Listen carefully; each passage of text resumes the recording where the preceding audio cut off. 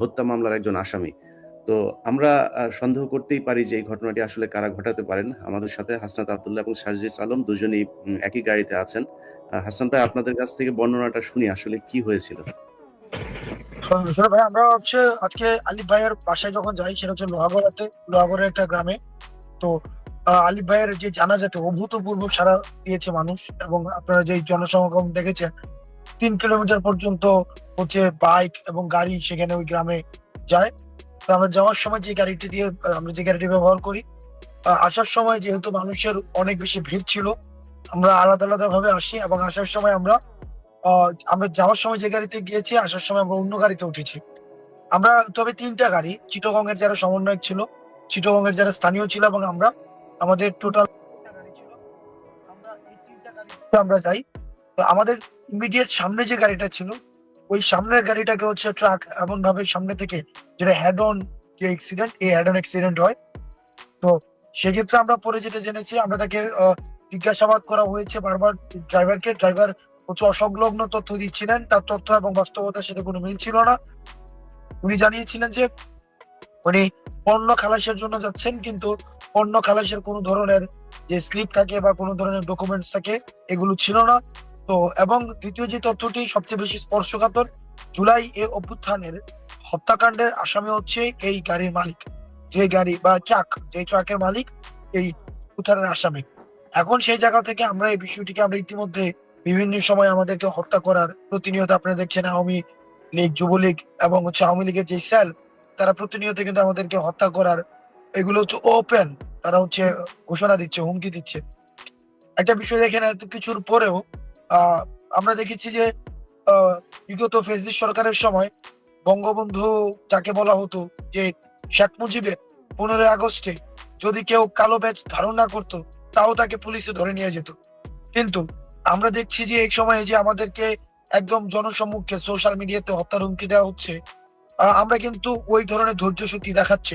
আপনারা যদি আমাদের কমেন্ট সেকশনে যান, আমরা কিন্তু কমেন্ট সেকশন আমাদের উন্মুক্ত থাকে, আমরা কমেন্ট সেকশন কিন্তু আমরা বন্ধ করি না। অর্থাৎ তাদের যেই এক ধরনের সরাসরি এই যে হুমকি ধামকি, এই বিষয়গুলো কিন্তু আমরা দেখছি, এবং আমাদের যে ধৈর্য, আমাদের যেই অন্তত পরের মতের প্রতি যে সহিষ্ণুতাটা এবং দ্বিমতের যে সহিষ্ণুতাটা, সেই সহিষ্ণুতার উদারতা কিন্তু আমরা দেখাচ্ছি। আমরা, প্রাণ ভয় আমাদের প্রতিনিয়ত রয়েছে, মৃত্যু ভয় আমাদেরকে প্রতিনিয়তই দেখানো হচ্ছে, কিন্তু এই মৃত্যু ভয়, প্রাণ ভয়, এই বিষয়গুলোকে আমরা পরোয়া করি না। আমরা এই পর্যায়ে এটি যদি হত্যার চেষ্টা হয়ে থাকে, এটি যদি কোনো ধরনের হত্যার চেষ্টার বিন্দু মাত্র কোনো ধরনের সংযোগ থেকে থাকে, আমরা যেটি করেছি, আইন শৃঙ্খলা রক্ষাকারী বাহিনী যারা রয়েছে, তারা তদন্ত সাপেক্ষে বিদ্যমান আইনে প্রয়োজনীয় ব্যবস্থা নেবেন। এর পাশাপাশি আমরা স্পষ্ট ভাবে বলছি, আমাদেরকে এভাবে ভয় দেখিয়ে, আমাদেরকে এভাবে যে হত্যা করে ফেলবে, সম্ভব না। একজন হাসনাত মারা গেলে কি হবে, একজন সার্জিস মারা গেলে কিছুই হবে না, কিচ্ছু হবে না। একজন, আমরা দেখেছি না যে আন্দোলনের সময় পুলিশ খুব দুঃখ করে বলছিল স্বরাষ্ট্রমন্ত্রীকে, যে একটা গুলি লাগে, একজন পরে আবার আরেকজন উঠে দাঁড়ায় যায়। তা আমরাও একজন হয়তো মরে যাব, কিন্তু সমস্যা নাই, আরেক জায়গায় আরেকজন হাসনাত দাঁড়ায় যাবে, আরেকজন সার্জিস দাঁড়ায় যাবে, কোনো কিছু থেমে থাকবে না। আমরা এই অভ্যুত্থান পরবর্তী যে জীবনটা, এই জীবনটা একটা বোনাস জীবন। এই জীবনটা প্রত্যেকটা মুহূর্তের জন্য, প্রত্যেকটা মুহূর্তের জন্য আমরা সৃষ্টিকর্তার প্রতি কৃতজ্ঞ। আমাদের প্রাপ্তির কিছুই নাই, সৃষ্টিকর্তা আল্লাহর কাছে আমরা কৃতজ্ঞ। তবে আমাদেরকে ভয় দেখে আসলে লাভ নাই, কারণ শহীদের তামান্না নিয়ে আমরা রাস্তায় এসেছি।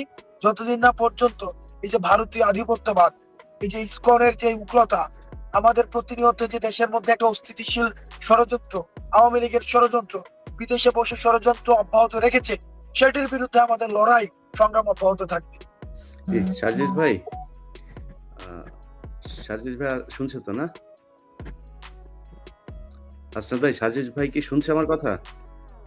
সার্জিস পিছনে কথা বলছে। আচ্ছা, সার্জিস ভাই, আপনার সাথে আপনাকে একটু শুনি। তার মাঝখানে হাসনাত ভাই, আমরা একটু ইসকনের বিষয়টা নিয়ে কথা বলতে চাই। আপনারা দেখছেন যে ইসকন যে সন্ত্রাসী কার্যকলাপ চালাচ্ছে, তো এই সন্ত্রাসীদেরকে আসলে মানে মোকাবেলা করার জন্য আমাদের পদ্ধতিটা আসলে এখন কি হবে? আজিজ ভাই, আপনার কাছ দিয়েই শুরু করি, শেষ করি। সেটা হচ্ছে যে ইসকনের পরিস্থিতি আপনারা দেখছেন সারা দেশে তারা কি ধরনের তাণ্ডব চালাচ্ছে। গতকালকে যে কায়দায় একজন মানুষকে জবাই করে হত্যা করা হয়েছে। এরপরেও মানে তাদের ব্যাপারে কি তাদেরকে সন্ত্রাসী সংগঠন হিসেবে চিহ্নিত করা, নিষিদ্ধ করার ব্যাপারে আপনাদের কোনো প্রক্রিয়া আছে কিনা? দেখুন ভাই, আমরা আমাদের জায়গা থেকে একটা জিনিস স্পষ্ট করেই বলেছি। সেটা হচ্ছে যে ধর্ম আমাদেরকে শেখায় যে প্রত্যেক ধর্মের প্রতি শ্রদ্ধাশীল হতে। আমরা আমাদের জায়গা থেকে প্রত্যেক ধর্মের প্রতি শ্রদ্ধাশীল। সে ইসলাম ধর্ম হোক, হিন্দু ধর্ম হোক, খ্রিস্টান ধর্ম হোক, বৌদ্ধ ধর্ম হোক, যেই ধর্ম হোক না কেন। কিন্তু কোনো একটা ধর্মের নাম ব্যবহার করে কেউ যদি কোনো একটা উগ্রবাদী সংগঠন করে এবং সেই উগ্রবাদী সংগঠনকে ব্যবহার করে মানুষকে প্রকাশ্যে দিবালোকে জবাই করে হত্যার মতো নৃশংস ঘটনা ঘটায়, তাহলে সেই উগ্রবাদী সংগঠনের অস্তিত্ব কখনো আমরা সমর্থন করতে পারি না। এ কারণে আমরা আমাদের জায়গা থেকে আজকে স্পষ্ট করে বলেছি, এই ইসকন নামক উগ্রবাদী সংগঠন, যার অতীত রেকর্ড যদি আপনি দেখেন, যেই কালো রেকর্ড গুলো এখন বের হয়ে আসছে, যে রেকর্ড গুলো এতদিন আওয়ামী লীগ ধামাচাপা দিয়ে রেখেছিল, সেই রেকর্ড গুলো কিন্তু এখন বের হয়ে আসছে। আমরা আমাদের জায়গা থেকে স্পষ্ট করে বলেছি, ধর্মকে ব্যবহার করে কোন একটি উগ্রবাদী সংগঠন, এই ইসকনের মতো সংগঠন যদি বাংলাদেশে এরকম নারকীয় ঘটনা যা ঘটিয়েছে তা আবারও ঘটায়, তা আমরা আমাদের জায়গা থেকে কখনোই হতে দিব না, এবং সেটি ঘটানোর পূর্বেই যেন তাদেরকে তাদের জায়গায় নিষিদ্ধ করা হয়। আমরা আরেকটা জিনিস বলি, এই বিষয়ে আমাদের অবস্থান একদম স্পষ্ট। যারা আমাদের সনাতন ধর্মাবলম্বী ভাইরা রয়েছেন, হিন্দু ধর্মের ভাইরা রয়েছেন, তারা আমাদের ভাই। কিন্তু এখানে ইসকন আর হিন্দু ধর্ম এই দুইটাকে যেন এক করে না ফেলা হয়, দুইটা ভিন্ন জিনিস। এখানে সনাতন ধর্মকে আশ্রয় করে ব্যবহার করে কিছু উগ্রবাদী আছে হিন্দু ধর্মের, যারা এই ইসকনের সাথে যুক্ত এবং তারা এই কাজগুলো করছে।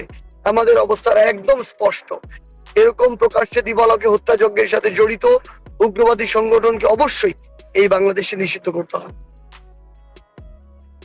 যে হিন্দু এই ইসকন হচ্ছে আলাদা, হিন্দু আলাদা, এরা সব আলাদা। কিন্তু আমরা তো এই বিভিন্ন ছবি-টবি যেগুলো সোশ্যাল মিডিয়াতে দেখছি, যে এই ইসকনের প্রোগ্রামেই হিন্দুরা, সেইখানে আওয়ামী লীগ, ছাত্রলীগের লোকজনকে দেখা যাচ্ছে যাদের নামে হত্যা মামলা হচ্ছে, তাদেরকেও বিভিন্ন ভিডিও ফুটেজে দেখা যাচ্ছে।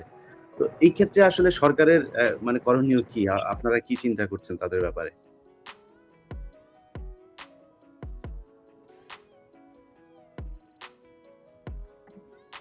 সাজিদ ভাই, আপনার ইয়েটা অফ। ভাই আবার যদি একটু বলতেন।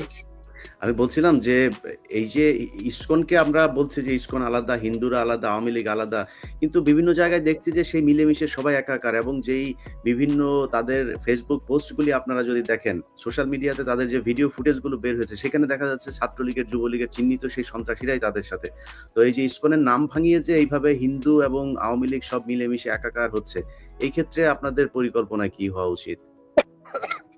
ভাই একদম স্পষ্ট করে একটা জিনিস বলি, ফ্যাসিস্ট আওয়ামী লীগ এবং তাদের দোসররা এখন গিরগিটির মতো নানা রূপ ধারণ করেছে। তারা আনসারদের কাছে গিয়ে আনসার লীগ হয়েছে, সচিবালয়ে গিয়ে আমলা লীগ হয়েছে, বিচার বিভাগে গিয়ে বিচারপতি লীগ হয়েছে। তারা এখন বিভিন্ন রূপে, এখন তারা ইসকন লীগ হয়ে যাচ্ছে। আমাদের এই নতুন যে ইসকন লীগ, আমরা তাদেরকে আমাদের জায়গা থেকে একটা জিনিস বলি, ইভেন অনেকে, আমি তো একটা জিনিস বলেছি যে সকল হিন্দুকে আমি আমার জায়গা থেকে ইসকন মনে করি না, হিন্দু ধর্মাবলম্বী যারা রয়েছেন। কিন্তু হিন্দু যারা ইসকন রয়েছেন, ইসকন সংগঠনটির সাথে যুক্ত সরাসরি, তারা আসলে হিন্দু ধর্মাবলম্বী আছে। তো সেই জায়গা থেকে যারা এই উগ্রতাকে ধারণ করে, আমরা তো তাদেরকে আমরা ইসকনের উগ্রপন্থী হিসেবেই ট্রিট করব। এবং যে সকল ভণ্ড সুবিধাবাজ আওয়ামী লীগের দোসররা যারা এখন ইসকন লীগে রূপান্তরিত হয়েছেন, তাদের ক্ষেত্রে একই কথা প্রযোজ্য। তাদের ক্ষেত্রে তাদেরকে আসলে আমরা আমাদের জায়গা থেকে আইন শৃঙ্খলা রক্ষাকারী বাহিনী এবং বিচার বিভাগকে আরেকটু অ্যাক্টিভ প্রত্যাশা করি। আমরা এই ঘটনা তো 5ই অগাস্টের পরে বাংলাদেশে এরকম প্রকাশ্যে দিবালোকে একজনকে জবাই করে হত্যা করা হবে, এটা কিভাবে সম্ভব? এটা তো আমাদের কল্পনার মধ্যেও ছিল না।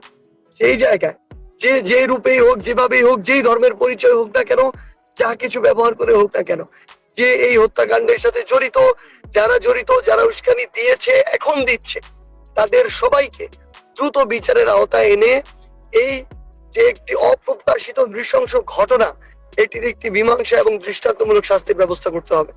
জি, ধন্যবাদ। ভাই আপনারা দুজনই খুবই ক্লান্ত দেখা যাচ্ছে। বিশেষ করে হাসনাত ভাইকে খুবই ক্লান্ত দেখা যাচ্ছে। আপনাদের কাছে আমার একটা অনুরোধ থাকবে হাসনাত ভাই, যে আপনারা এই যে এখন যে রাতের বেলায় যে এত রাতে আপনারা গাড়িতে করে ঢাকায় ফিরছেন, এটা আমার কাছে পছন্দ হয় নাই। এই বিষয়গুলোতে আপনাদেরকে আরো সতর্ক হতে হবে এবং যারা এই ফ্যাসিস্ট সরকারের বিরুদ্ধে, এই সন্ত্রাসী ইসকন, সন্ত্রাসী আওয়ামী লীগ এদের বিরুদ্ধে এবং কিছু হিন্দু সংগঠন, আমি কালকে একজনের একটা ইমেইল পেয়েছি ভাই। ওদের ইসকনের চাইতেও ভয়ংকর কিন্তু হচ্ছে এই যে হিন্দু জাগরণী জোট নামে একটা নতুন যেই সংগঠন, তাদের ইদানিং খুব দেখা যাচ্ছে। কালকে একটা সন্ত্রাসী আপনার এই যে মিডিয়াতে বক্তব্য দিয়েছে সেই জোটের সম্ভবত একজন মুখপাত্র। তো এদের ব্যাপারে আমার মনে হয় আ আপনাদের অনেক বেশি হওয়া দরকার। আমি সেই ২০১৯ সালে আমার একটা ডকুমেন্ট ছিল, সেখানে আমি দেখিয়েছিলাম যে এরা কিভাবে সংঘবদ্ধভাবে সেই তাদের নিজেদের ট্রান্সপোর্টেশন আছে, নিজেদের ওয়্যারলেস সুবিধা আছে, তাদের অস্ত্র আছে, সবকিছুই তারা খুব পরিকল্পিতভাবে এই দেশে সন্ত্রাসী কার্যক্রম চালানোর জন্য করছে। তো আমার মনে হয় আপনারা যখন রাতের বেলা বা দিনের বেলা যখন যেইখানে যান, যেই জেলাতে যান, সেই জেলার পুলিশ সুপারকে ইনফর্ম করা এবং তারপরেও নিজেদের কিছু রাখা। কারণ ইসকন যে পরিমাণে প্রশাসনে তাদের লোক ঢুকিয়েছে, কাকে বিশ্বাস করবেন সেটা নিয়েও আসলে একটা সন্দেহ রয়ে গেছে। হাসনাত ভাই যদি কিছু বলতে চান আপনি বললে আমরা শেষ করি। তো আমরা যেটা বলতে চাই সেটা হচ্ছে যে বাংলাদেশে যদি কেউ থাকে তাকে বাংলাদেশী হিসাবেই থাকা উচিত। বাহ্যিক ভাবে বাংলাদেশী আর মানসিক ভাবে ভারতীয়, এইভাবে আসলে বাংলাদেশে এক ধরনের দ্বৈত মানসিক অবস্থা নিয়ে থাকা খুবই ডিফিকাল্ট। সেজন্য আমার সনাতন ধর্মের যে ভাইয়েরা রয়েছেন, আমরা তাদের বা আমরা সবার ধর্মীয় সম্প্রীতিতে আমাদের পূর্ণ সমর্থন রয়েছে। এখানে একটা বিষয় গুলিয়ে ফেলা হয় যে ইসকন বিরোধিতা মানেই কিন্তু হিন্দু বিরোধিতা নয়। যারা সনাতন ধর্মের রয়েছে, হিন্দু একটা ধর্ম, এটা নিজস্ব কালচার রয়েছে, তাদের নিজস্ব হচ্ছে রিচুয়ালস রয়েছে, সবকিছুই সেটা তারা তাদের মতো করে পালন করবে এবং সেটা পালনের ক্ষেত্রে রাষ্ট্র রাষ্ট্রীয় ব্যবস্থা থেকে তাদের সম্পূর্ণ নিরাপত্তার ব্যবস্থা করবে। আমরা আমাদের জায়গা থেকে সহায়তা করব, আমাদের এই পারস্পরিক বোঝাপড়া থাকবে। আমরা কিন্তু এই যে যে যে কৃষ্ণ, যে চিন্ময়কে ধরা হয়েছে, উনি কিন্তু হিন্দু বলে ওনাকে ধরা হয়নি, উনি ধর্মীয় উগ্রবাদী এবং রাষ্ট্রের মধ্যে রাষ্ট্রদ্রোহিতার অভিযোগে ওনাকে ধরা হয়েছে। তো সুতরাং বাংলাদেশ যে বসে বিদেশের কোন ষড়যন্ত্র এখানে বাস্তবায়নের পথ হতে অন্তত আমরা করে দিব না, অন্তত আমরা বেঁচে থাকতে সেই সুযোগ কোনোভাবে আমরা দিব না। ২ নম্বর বিষয় হচ্ছে যে পার্শ্ববর্তী দেশ যে ভারত, আমরা আমাদের মানে যে ছোটবেলা থেকে আমরা দেখছি যে তাদের সাথে বাংলাদেশের যে সম্পর্ক, এই সম্পর্কটি কিন্তু ন্যায্যতার ভিত্তিতে গড়ে ওঠেনি। এই সম্পর্কটি হয়েছে আপোষের ভিত্তিতে। এই সম্পর্কটি হচ্ছে ঢাকায় ক্ষমতা টিকিয়ে রাখার জন্য দিল্লিকে কিবলা বানিয়ে রাখা হয়েছে। দিল্লিকে সবসময় হচ্ছে এক ধরনের মেরুদণ্ড বর্গা দিয়ে ঢাকার হচ্ছে বঙ্গভবনে ক্ষমতায় দখল করে রাখা হয়েছে। আমরা সেই আমাদের ২৪ পরবর্তী বাংলাদেশে এই দিল্লিকে ক্যাপলা বানিয়ে বাংলাদেশ শাসন করবে, এই সুযোগ আর নেই। সেজন্য আমাদের ভারতের সাথে সম্পর্ক হবে ন্যায্যতার ভিত্তিতে।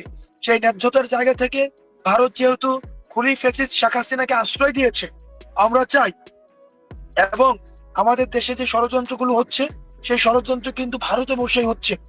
সেজন্য ভারতের প্রশাসন, ভারতের ফরেন মিনিস্ট্রির উচিত, এবং আমি মনে করি এই অন্তর্বর্তীকালীন সরকার ভারতের ফরেন মিনিস্ট্রির কাছে জবাবদিহিতা চাওয়া উচিত। কেন তারা এই আওয়ামী লীগ সরকারকে, যে সরকারকে জনগণ সিদ্ধান্ত নিয়েছে যে তারা এই দেশে থাকবে না, এই সরকারকে কেন তারা হচ্ছে সহায়তা করছে, এই বিষয়ে বাংলাদেশের উচিত ফরেন মিনিস্ট্রির হচ্ছে জবাবদিহিতা চাওয়া। তৃতীয় বিষয়, ভারতকে বোঝা উচিত ভারতের যে সম্পর্কটি, এটি হচ্ছে নেশন টু নেশন রিলেশন, অর্থাৎ ভারতের সাথে বাংলাদেশের। কিন্তু আমরা এই বিষয়টি অনুভব করছি, ভারত বাংলাদেশের সাথে সম্পর্ক করতে চায় না, ভারত ফেসিবাদের তুষর আওয়ামী লীগের সাথে সম্পর্ক করতে চায়। অর্থাৎ ভারত যদি মনে করে থাকে যে তারা নেশন টু নেশন সম্পর্ক ডেভেলপ না করে, তারা নেশন টু পার্টি সম্পর্ক ডেভেলপ করবে, party to party, nation to party অথবা পার্টি টু পার্টি সম্পর্ক ডেভেলপ করবে, তাহলে এটি এই ২৪ পরবর্তী বাংলাদেশ অথবা বর্তমান বিশ্ব রাজনৈতিক ব্যবস্থার ক্ষেত্রে এটি একটি ত্রুটিপূর্ণ সিদ্ধান্ত বলে আমি মনে করছি। সেজন্য পৃথিবীর কেউ, আমাদের একটা রিসিপ্রোক্যাল একটা ওয়ার্ল্ডে আমরা বসবাস করি, প্রত্যেকের সহায়তা নিয়ে বসবাস করে, প্রত্যেকের ন্যায্যতার ভিত্তিতে বসবাস করে, সেই জায়গা থেকে আমরা চাই সম্পর্ক গড়ে উঠবে ভারতের জনগণের সাথে বাংলাদেশের জনগণের। ভারতের সরকারের সাথে বাংলাদেশের সরকারের, ভারতের জনগণের সাথে বাংলাদেশের কোনো দলের নয়, ভারতের সরকারের সাথে বাংলাদেশের কোনো দলের নয়।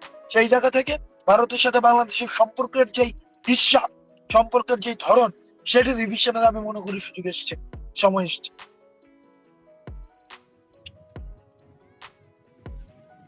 হাসনাত ভাই ধন্যবাদ। জি, হাসনাত আব্দুল্লাহ ভাই এবং সাজিস আলম সহ নাহিদ ইসলাম এবং আসিফ ভাই আরো যারা ছাত্র আন্দোলনে অংশ নিয়েছিলেন, অনেকেরই নাম বলতে গেলে সময় লাগবে। আপনাদের সবার কাছে অনুরোধ থাকবে, ছাত্র আন্দোলনের পর থেকে আমি অনেকের কথা শুনেছি। বিশেষ করে ওই যে হাসানুল হক ইনুকে যেদিন আপনার করা হলো, তার আপনার অন্ডকোষে আপনারা জানেন, এই সরি ওর নাম কি? বিচারক মানিক তার অন্ডকোষে যেদিন লাথি মারলো একজন, এবং এই লাথিটা যে মেরেছিল সেই ছেলেটা সেদিন পদ্মা সেতুর ওই পারে গিয়ে গাড়ি দুর্ঘটনায় মারা যায়। এরকম বেশ কয়েকজনের কথা শুনেছি যে গাড়ি দুর্ঘটনায় মারা গিয়েছে। অতএব আপনাদের সবার কাছে অনুরোধ থাকবে যে আপনারা একা একা চলাফেরা করবেন না, রাতে চলাফেরা করবেন না। আল্লাহর ওয়াস্তে আমি সেই 2019 সাল থেকে বলছি, ইসকনকে আপনারা এখন যতটুকু মনে করছে তারা আরো এর চেয়ে ভয়ঙ্কর। অতএব তাদের ব্যাপারে খুব সাবধানে চলতে হবে, মুসলমানদেরকে চোখ কান খোলা রাখতে হবে, এবং হিন্দুদের কাছে অনুরোধ থাকবে ভাই আপনারা ষড়যন্ত্র করা বন্ধ করেন। এই কি বলে সনাতন জাগরণী জোট, হিন্দু মহাজোট থেকে যারা আছেন